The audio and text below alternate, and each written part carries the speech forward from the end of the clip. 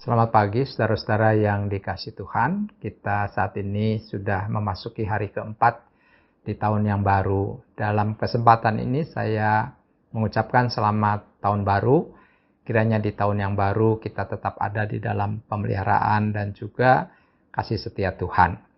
Saudara-saudara, sebelum kita beraktivitas sepanjang hari ini, maka terlebih dahulu kita akan bersatu teduh untuk mendengarkan sebagian dari firman Tuhan. Dan sebelumnya, saudara-saudara, mari kita satu di dalam doa.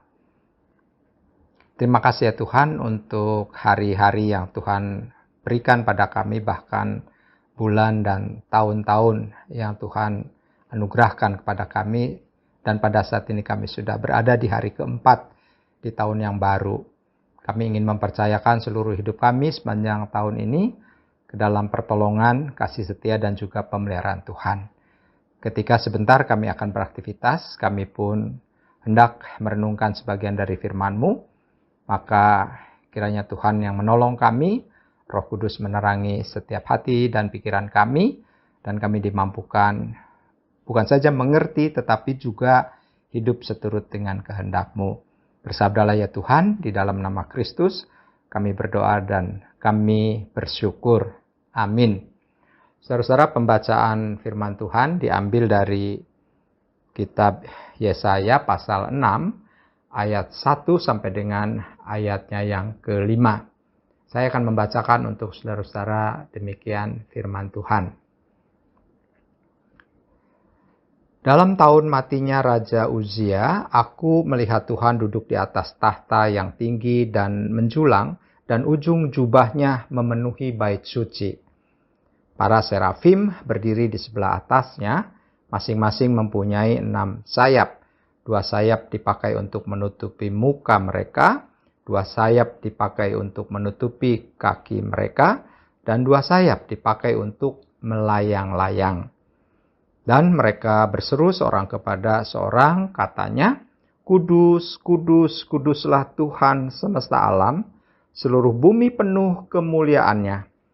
Maka bergoyanglah alas ambang pintu disebabkan suara orang yang berseru itu, dan rumah itu pun penuhlah dengan asap. Lalu kataku, "Celakalah aku binasa, sebab aku ini seorang yang najis bibir, dan aku tinggal di tengah-tengah bangsa yang najis bibir. Namun mataku telah melihat Sang Raja, yakni Tuhan semesta alam." Saudara-saudara, demikian pembacaan firman Tuhan. Dan kita disebut sebagai orang-orang yang berbahagia karena masih diberikan kesempatan oleh Tuhan untuk merenungkan sebagian dari firman-Nya. Saudara-saudara yang dikasihi Tuhan, selama saya menjadi seorang pendeta, maka seringkali ada beberapa kesempatan di dalam pergantian kepengurusan maupun kemajelisan untuk mendampingi, untuk juga meminta orang-orang tertentu sebagai pengurus maupun sebagai penatua yang sudah disepakati di dalam panitia pemilihan penatua, untuk kemudian dihubungi beberapa nama tersebut, bukan saja oleh pendeta tetapi juga oleh beberapa penatua. Dan saudara-saudara, biasanya jawaban yang klasik ya seringkali diucapkan oleh mereka yang dihubungi itu adalah sibuk, belum ada waktu. Tetapi ada juga yang menjawab bahwa dirinya belum merasa layak karena masih berbuat banyak salah, masih berdosa, dan tidak layaklah untuk melayani sebagai penatua, khususnya dalam hal ini, saudara-saudara.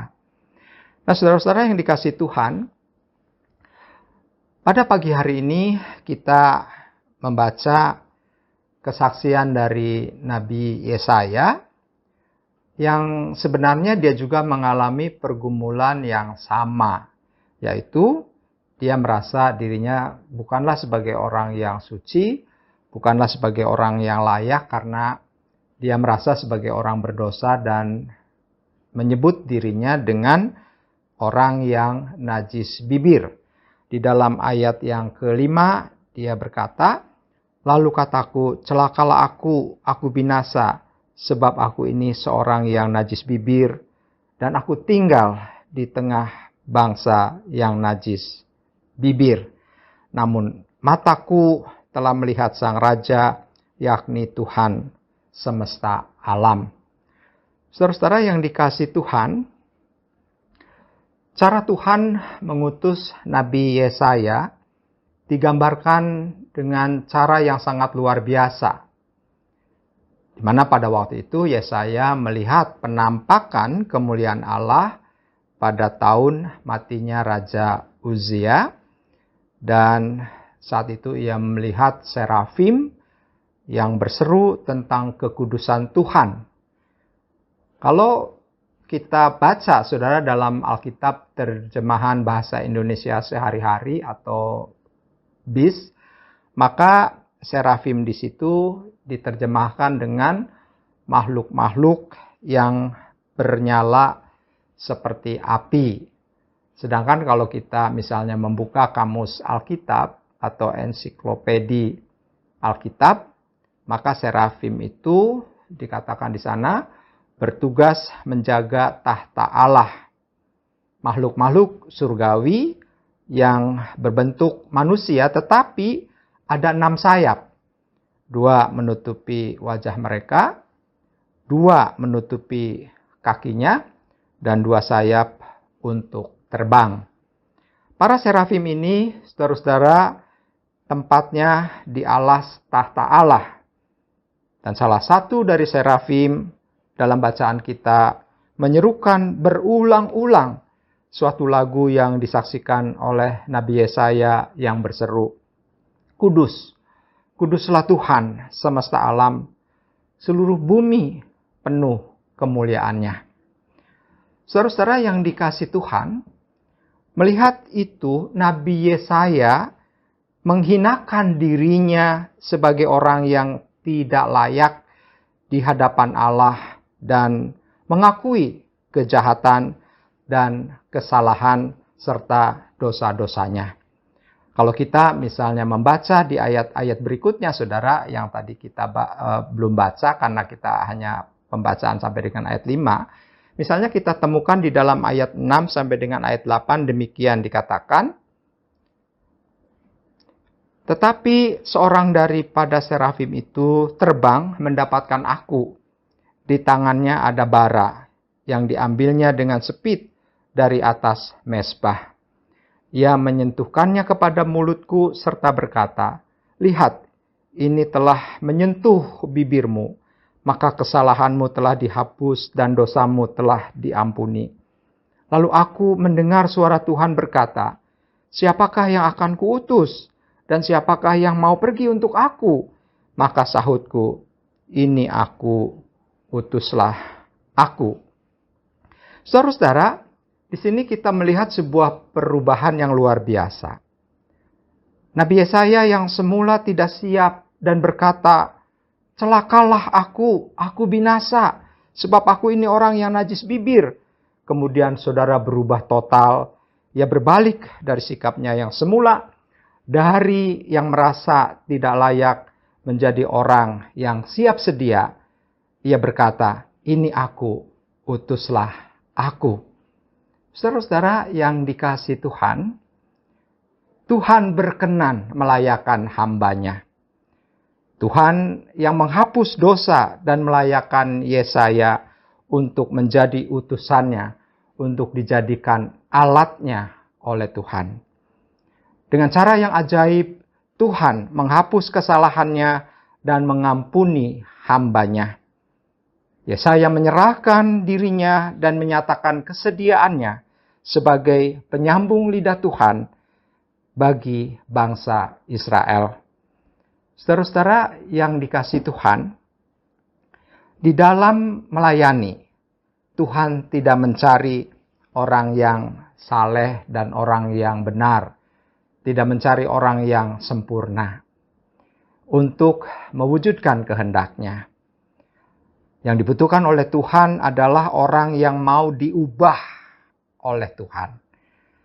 Tadi kalau kita membaca dari kesaksian Yesaya yang semula dia merasa, wah celaka, aku ini orang yang najis bibir.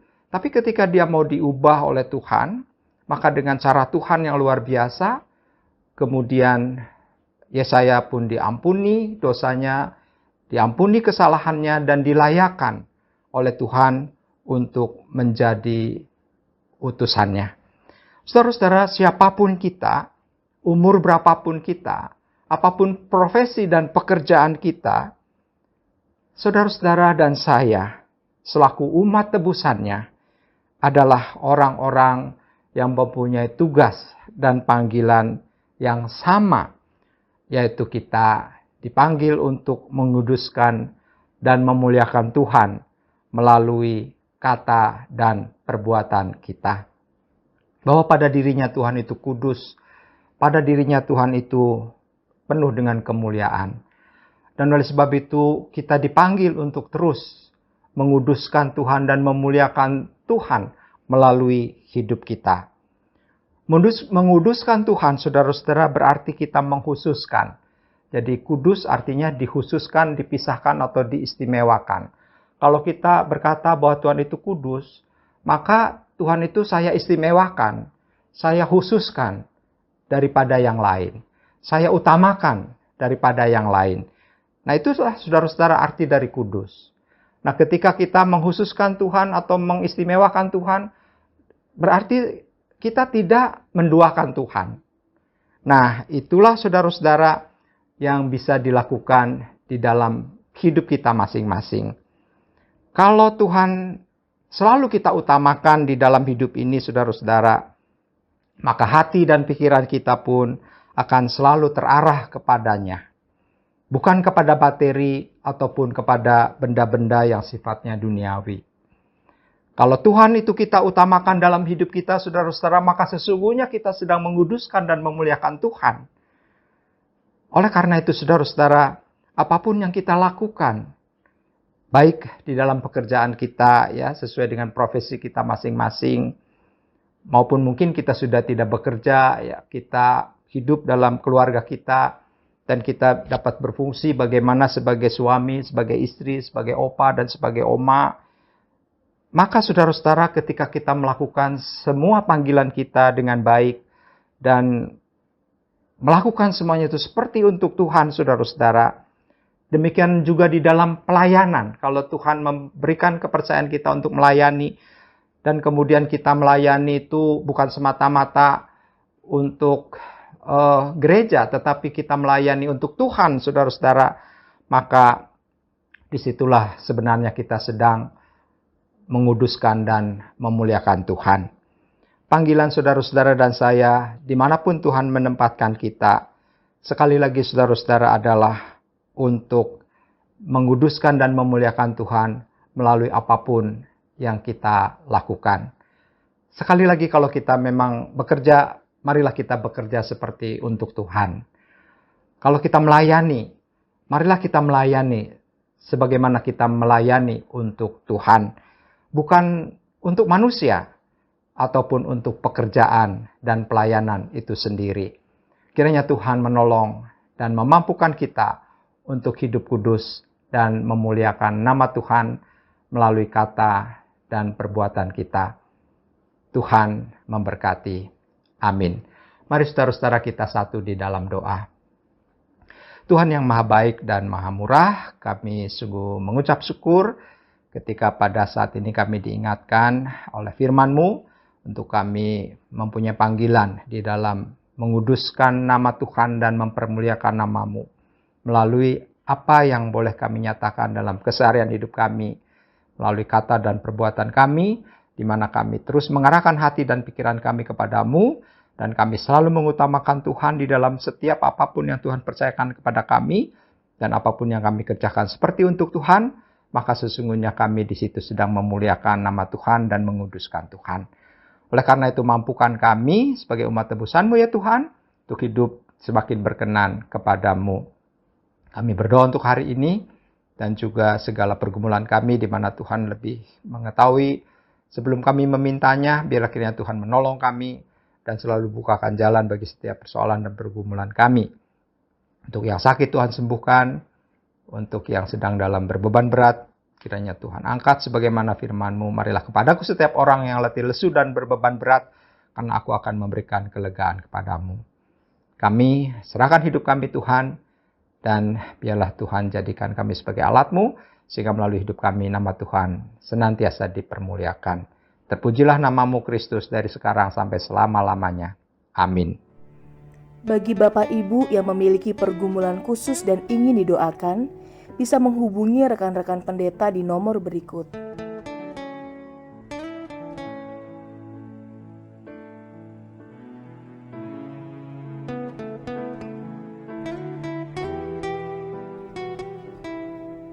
Tuhan Yesus memberkati.